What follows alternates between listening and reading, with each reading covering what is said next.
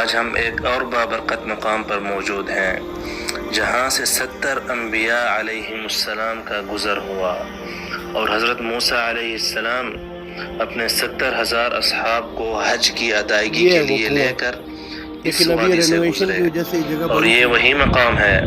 جہاں پہ ہمارے محبوب نبی صلی اللہ علیہ وسلم نے اپنے مکہ کی طرف کے سفر کے دوران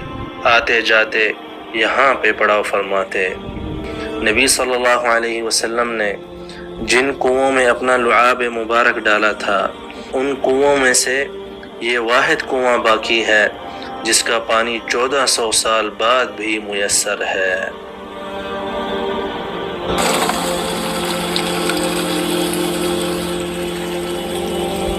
آج ہم ایک ایسی بابرکت وادی میں موجود ہیں جس کو راحت والی وادی کہا جاتا ہے۔ یہ وادی 25